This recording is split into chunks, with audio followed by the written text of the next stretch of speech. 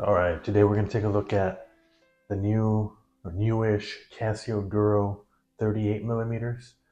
There's a lot to say about this watch, so I'll go ahead and jump right into it. I'm going to skip the usual unboxing. This one came in the standard Casio um, packaging. Nothing too exciting, so I won't get into that. So I'll go ahead and jump right into the actual watches.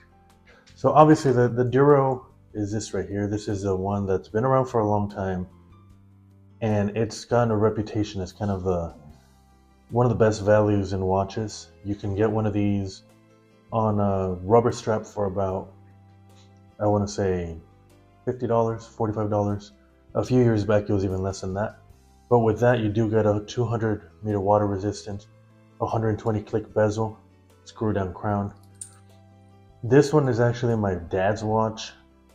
He's been wearing one of these for about 15 years now, and he absolutely loves them. He's not a watch person, and it's just a good, affordable dive tool watch. But for someone like me, I don't have the wrist for this. I think the downside from making this just about the perfect watch is the size. This is a 44 millimeter watch that wears closer to 50 millimeters lug to lug. It's not particularly thick. It's not particularly anything besides the size of it. And a lot of us have been asking for a smaller version of it, which is where this one comes into play.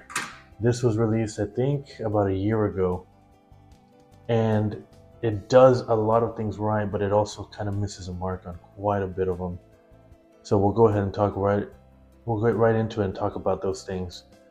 And the first one is actually the size.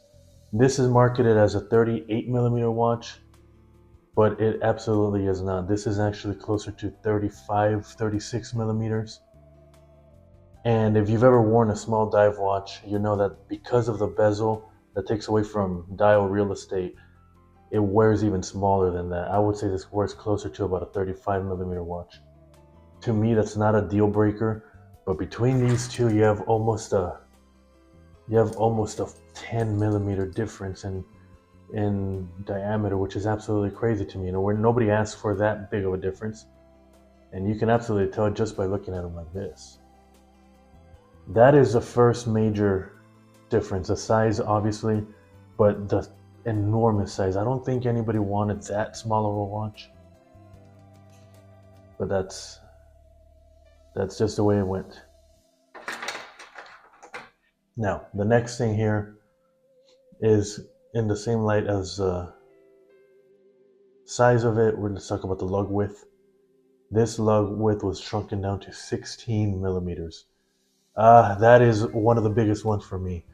This watch, the original Duro, did not come in this bracelet, but there've been some aftermarket ones, and this is actually a solid bracelet. I think it even has a logo on the back. Yeah. And this is a 22 millimeter lug. This is a big guy. Now, to shrink it down to 16, on one hand, it really removes any sort of options for me. I don't have 16 millimeter. I think this is the only watch I've ever had that's a 16 millimeter lug width. And secondly, to make it even worse, there really are no manufacturers that are making 16 millimeter oyster style bracelets.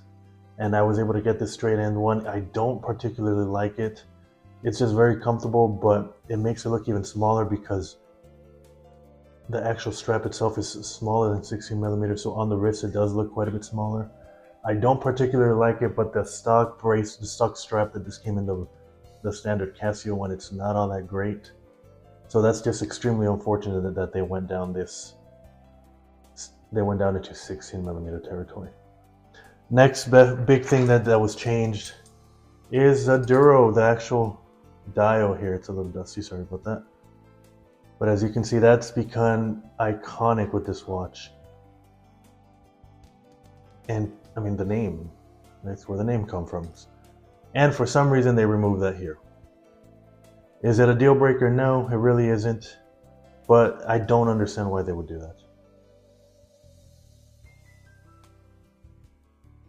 Next major difference that they did, it's a huge downgrade. This one here, as you can see there on the dial under the Duro, the 200 millimeter water resistance, which is very, very respectable, especially at that price. And this one was shrunken down to 50 millimeters. Is this a deal breaker? No, I don't particularly take my watches into water. I genuinely don't really care too much about that, but that is a oddly big drop in water resistance. Why they did that, I have no idea. Going hand in hand with that is the fact that this comes with a screw down crown, and this does not. This is just a push-pull crown there. Makes sense that it's 50 meter water resistant, but again, that's a very big downgrade. Next, the bezel action here. This one comes with 120 click. You hear that right there. This one was brought down to 60 clicks.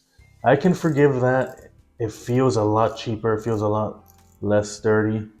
I can forgive that for manufacturing purposes, but that is a big downgrade there.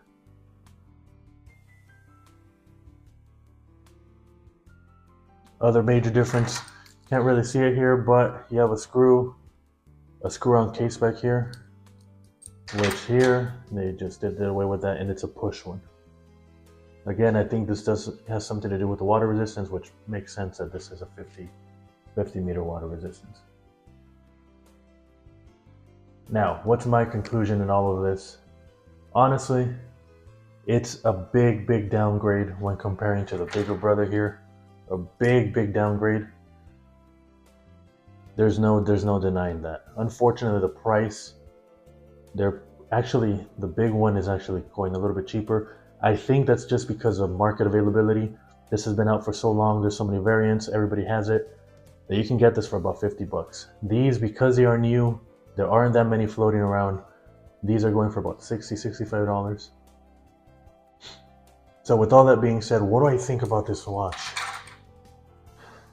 It's difficult because, yeah, on paper, this is not the greatest watch compared to the bigger one. It downgrades just about everything. But with that being said, I don't think it's a bad watch. I actually will keep it. I will wear it. It's been on my wrist for about a week and a half now. And I really do like it for a couple of reasons. First of all, objectively, at the price, there aren't very many options like this. A 36 millimeter dive watch already, there aren't very many of them. One with applied indices, one with the fully 50% Pepsi bezel. We see a lot of the 25%. There aren't very many options here. And honestly, it's not built terribly. It's built pretty solid, just not compared to the bigger brother. At that price range, if I'm looking at it objectively, this is not a bad watch. I enjoy it. I'm gonna wear it. I'm gonna keep it. But comparing it to the bigger one, it is a huge downgrade. But I think that's part of what makes the original Duro such a classic, such a fan favorite. Let's take a look at the lume and see how that compares. Though I do suspect they'll be very similar. Now, like usual, we are not in complete darkness to kind of gauge this. But the original Duro has always had that criticism that it doesn't have the strongest lume, and honestly, at that price range, come on. I mean, I don't think we could expect much. But here it is. Good, solid, respectable lume, especially for a $50 watch.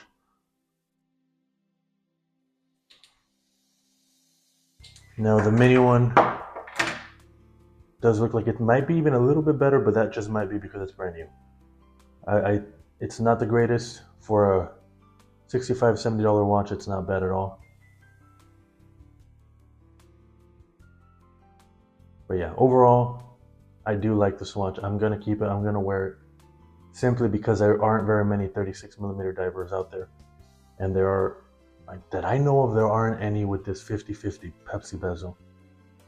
I love the applied indices. I like the outline around the date wheel.